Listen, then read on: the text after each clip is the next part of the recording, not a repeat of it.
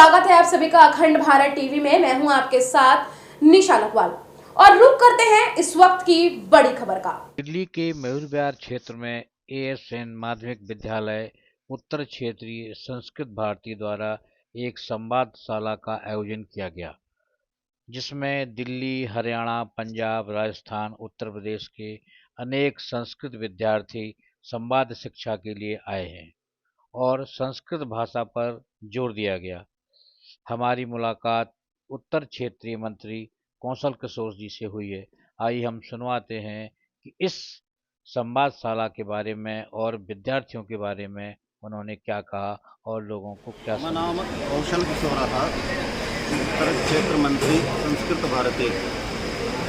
हमारे यहाँ 5 प्रांतों से दिल्ली, पंजाब, हरियाणा, हिमाचल और जम्मू कश्मीर, यहाँ से चयनित शिक्षार्थी इसमें आए हुए हैं। लगभग 160 की संख्या है। ये सभी शिक्षक के रूप में तैयार हो रहे हैं। यहाँ से प्रशिक्षण के पश्चात समाज में जाके लोगों को संस्कृत संभाषण सिखाते हैं और संस्कृत का प्रचार प्रसार करते हैं। संस्कृत भारती संगठन एक वैश्विक संगठन है जो संस्कृत भाषा के क्षेत्र में कार्य करती है।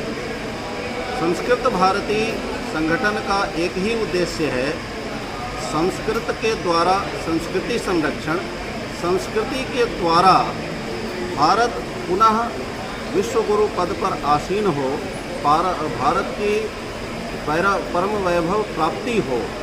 इस प्रकार से भाषा न केवल एक संप्रेषण का माध्यम है, अपितु उससे संस्कृति, संस्कार और राष्ट्र का भविष्य जुड़ा हुआ है।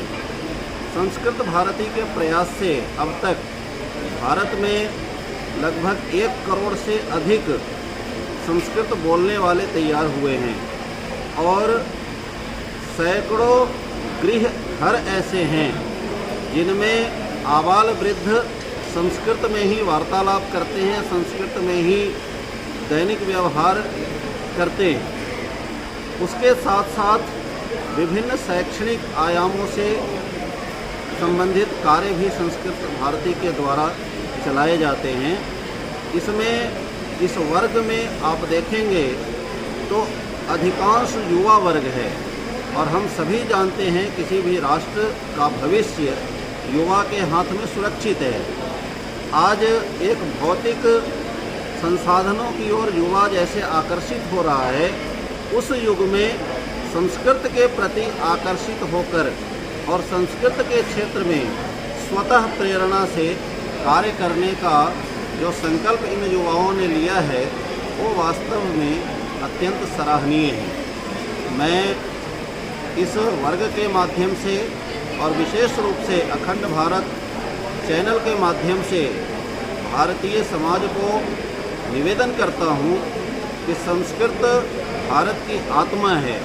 संस्कृत एकता, अखंडता के रक्षण करने वाली भाषा है।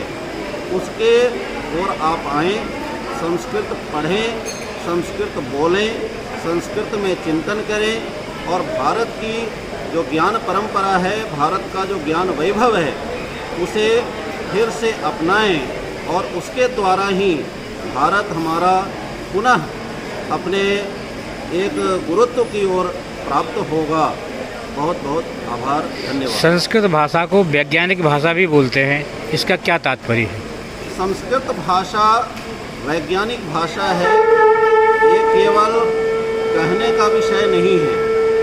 हमने देखा है भारतीय ज्ञान परंपरा को जब हम देखते हैं तो हम उस समय, चाहे उस समय की शिक्षा पद्धति हो चरक, सुश्रुत इत्यादि के द्वारा, या उस समय की राजनीति हो चाणक्य इत्यादि के द्वारा, कणाद इत्यादि के द्वारा देखें तो भारत प्रत्येक आज जो तथाकथित विज्ञान है उसमें हजारों वर्ष पहले से ही समृद्ध रहा है।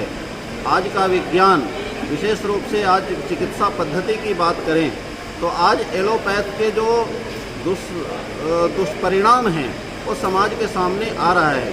फिर से आयुर्वेद की ओर लोग लौटने लगे हैं। और हम सबको पता है आयुर्वेद की भाषा संस्कृत है। आयुर्वेद के जितने भी ग्रंथ लिखे गए हैं वो सब संस्कृत में लिखे गए हैं। गुरुकुल के बारे में क्या कहना चाहेंगे आप? गुरुकुल पद्धति या जो गुरुकुल हैं हमारे, ये सभी भारत की मूल शिक्षा व्यवस्था है। जो गुरुकुल पद्धति में शिक्षा का चिंतन था, वही चिंतन आज के जो राष्ट्रीय शिक्षा नीति 2020 आई है, वही आधार लेते हुए भारतीय ज्ञान परंपरा के आधार पर उस शिक्षा नीति का डिजाइन किया गया है और उसके अनुकूल पुस्तकें सज्जी की जा रही हैं। और मुझे पूर्णतः विश्वास है कि फिर से उस गुरुकुल परंपरा की ओर हम बढ़ेंगे, उस चिंतन की ओर बढ़ेंगे और उससे भारत का एक परम वैभव प्राप्ति की ओर हम चलेंगे। युवा वर्ग के लिए क्या संदेश देना चाहेंगे? युवा वर्ग के लिए संदेश यही है कि भौतिक संसाधन ही जीवन नहीं है।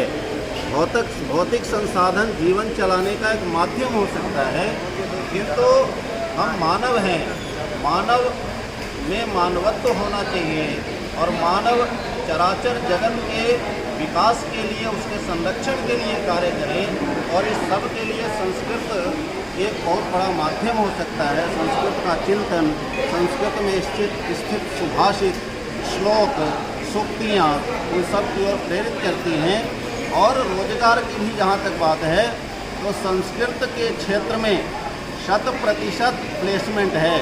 संस्कृत का कोई भी छात्र बेरोजगार नहीं होता, वो सभी उद्योगी होते हैं। तो आज युवाओं को दोनों प्रकार से सोचना पड़ेगा।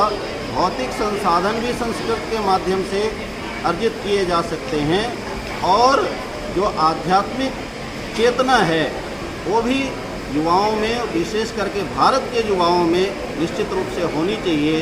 उन दोनों दृष्टिकोण से संस्कृत बोलना, पढ़ना, लिखना, चिंतन करना सबको आना चाहिए।